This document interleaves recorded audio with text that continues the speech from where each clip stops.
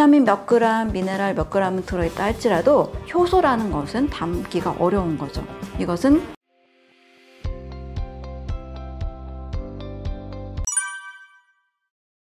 저는 차이는 분명히 있다고 봅니다. 제가 생각하는 건강에서 가장 중요한 저의 철학이 하나 있는데요. 그것은 자연의 질서입니다. 사람의 몸은 공장에서 기계로 만들어진 게 아니잖아요. 자연의 힘으로 엄마와 아빠의 단 2개의 세포로 사람이라는 이 존재가 아주 신비롭게 자연의 힘으로, 자연의 질서대로 만들어지게 됐습니다. 그런데 음식에 있어서는 우리가 영양학의 발달 덕분인지 모르겠는데 너무 지나치게 똑똑해져서 좀 부분적인 관점이 많이 생겨나게 된 것 같아요. 저는 전체를 보고 또 숲을 보고 또 자연의 질서에 맞는 것이 가장 현명한 건강한 방법이라고 생각을 합니다. 과일과 야채는 사람처럼 자연의 산물이잖아요. 땅에서 자라서 씨앗에서 자라서 시간이 걸려서 만들어지는 결과물입니다. 또 햇빛과 비바람을 통해서 이 자연의 산물로 만들어졌죠. 그러면 이 안에는 생명이 담겨 있는 거죠. 이 생명이 담겨 있고 또 생명의 빛이라고 하는 이 효소 때문에 이 다양한 생명 반응의 결과로 우리가 먹을 수 있는 과일 또 야채 형태로 작품이 만들어진 겁니다. 근데 이 시간이 걸려서 만들어진 자연의 산물은 저는 생명의 영양학의 관점으로 봐야 된다고 생각을 하고요. 이것을 이제 많은 분들이 자연이 오염이 돼서 토양이 오염이 돼서 예전만큼 과일에 야채에 영양소가 부족하다. 그러니 이것을 영양 보충제로 먹어야 된다. 구조가 똑같아. 이렇게 얘기를 많이 하시는데 구조는 저는 같을 수도 있다고 생각을 해요. 화학식 구조는 같을지언정 생명이 담겨있지 않은 비타민 제제들, 무기질 제제들 이런 영양제들은 분명히 생명이 담겨있는 자연의 야채, 과일과 확연한 차이가 있다고 생각을 합니다.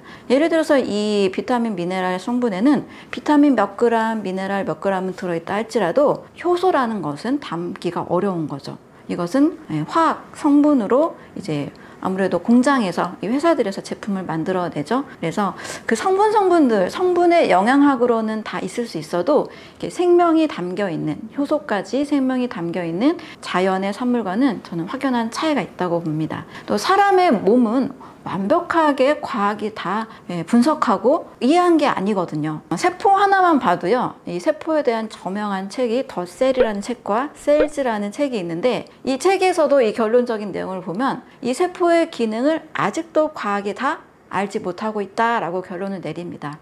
근데 인체는 37조 개의 세포로 이루어져 있다고 하는데요. 이 세포의 기능도 다 알지 못하는데 어떻게 사람에게 비타민이 몇 그램 필요하고 또 미네랄이 몇 그램 필요하고 탄단지를 몇 칼로리를 먹어야 되고 이걸 정확하게 맞출 수 있을까요? 저는 어렵다고 생각을 합니다. 그래서 사람의 이 본능의 감각에 충실하게 먹고 싶은 음식을 먹되 최대한 자연의 음식을 먹을 때 자연 그대로의 생명과 함께 꼭 필요한 영양소도 같이 섭취할 수 있다고 생각을 합니다.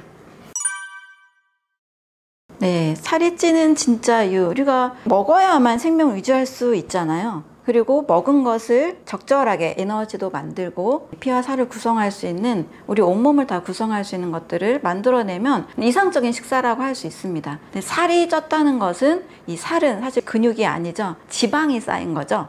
지방이 축적이 된 결과가 비만이라고 볼 수 있는 거죠. 그러면 지방이 왜 축적이 됐을까? 우리가 식사를 잘못했기 때문에 지방이 축적된 몸이 된 겁니다. 우리가 비만하면 일단은 사람들이 먼저 운동을 시작을 하는데요. 우리 어린 시절이나 또 젊었을 때를 생각하면 운동하지 않아도 날씬했던 적이 다 있지 않으실까요? 네, 그냥 먹고 활동하고 공부하고 놀고 이렇게만 해도 우리는 건강하고 날씬한 몸을 유지했던 시절이 다 있으셨을 겁니다. 그런데 이제 어느 순간이나 또는 이제 요즘 이제 소아 비만과 청소년 비만도 많은데 그 옛날 시절과 요즘 아이들을 비교해 보면 비교할 수 없이 많은 가공식품, 식품 산업이 너무나 발달을 했죠. 그래서 제가 생명의 영양학과 성분의 영양학을 분명히 구분해야 된다는 게 아무리 영양소를 몇 그램 넣었어도 모유와 분유는 확연한 차이가 있잖아요.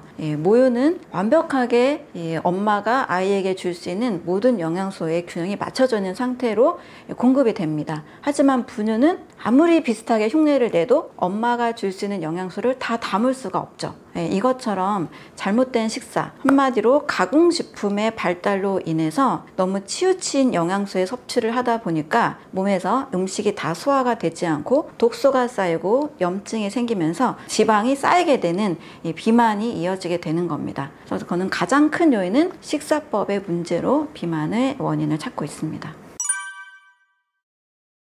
다이어트는 잘못된 식사, 특히 저는 가공된 음식에서 이제 문제점을 많이 보고 있는데요.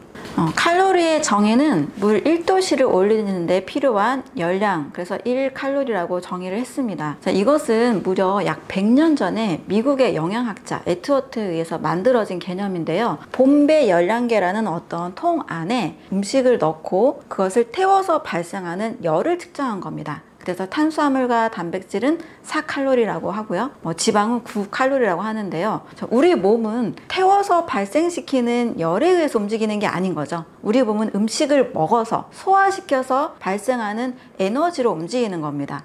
처음부터 개념 자체가 잘못된 거죠. 만약에 태워서 발생하는 열이 우리 몸의 원리라면 이 칼로리의 계산이 맞을 겁니다. 하지만 우리 몸의 구조는 소화 효소에서 움직이기 때문에 이 칼로리로 계산하는 것부터가 잘못됐어요. 자, 그래서 같은 칼로리라 할지라도 자연의 음식과 가공된 음식은 무게가 같다 할지라도 칼로리가 전혀 다르게 되고요. 아무리 높은 칼로리를 먹어도 자연의 음식으로 먹을 때는 살이 찌지 않습니다. 하지만 좀 적은 칼로리를 먹어도 가공된 음식을 먹게 되면 그 안에 들어있는 다양한 첨가물과 여러 요소들 때문에 뇌의 시상하부를 또 자극해서 식욕, 억제, 중추에 문제를 일으키게 되고 또 비만으로 이어지게 되는 거죠. 따라서 칼로리는 저는 전혀 중요하지 않다고 봅니다. 오히려 너무 저칼로리 식단을 짤 때 영양소에 또 결핍이 일어날 수 있어요. 영양소의 결핍이 일어나게 되면 우리 몸은 너무나 작은 이 에너지가 들어올 때 몸이 최소한의 에너지를 요구하는 수준에서 움직이지만 어떤 보상 심리가 발달을 해서 이렇게 내 몸이 기아 상태구나, 다음에 에너지가 들어오면 그때는 무조건 저장을 해야 되겠다라는 기전으로 바뀌게 됩니다. 그래서 적은 칼로리를 계속 먹다 보면 여성분들 저칼로리 식단에서 100칼로리, 200칼로리 이렇게 짜기도 하는데요. 이거는 나중에 다이어트를 하고 나서 일반 식사로 돌아갔을 때 분명히 요요가 오게 되는 현상을 일으키게 되는 거죠. 그래서 다이어트 식단 때문에 또 잘못된 다이어트 때문에 요요 현상을 겪는 분들 굉장히 많으시잖아요. 바로 칼로리로 접근했기 때문입니다. 그래서 저칼로리 식단은 오히려 요요 현상을 유발할 수 있다라는 개념에서 절대 하시면 안 되는 다이어트가 됩니다. 또한 이제 운동으로 접근을 하시는데요. 사실 비만이 됐다는 거는 저는 몸이 건강하지 않은 상태라고 이야기를 먼저 드립니다. 이 비만이 됐다는 것은 지방이 축적된 거고 지방 대사가 잘 안 되는 상태인데 이 지방 대사를 하는 장기인 간 건강이 대부분 손상된 상태입니다. 또 이렇게 오랫동안 이 체지방이 쌓인 몸은 대부분 비만 세포로 인해서 염증 반응을 굉장히 많이 가지고 있습니다. 그럼 염증도 많고 간이 손상된 상태에서 운동을 해서 이 살을 뺀다라는 개념은 너무 가혹한 거죠.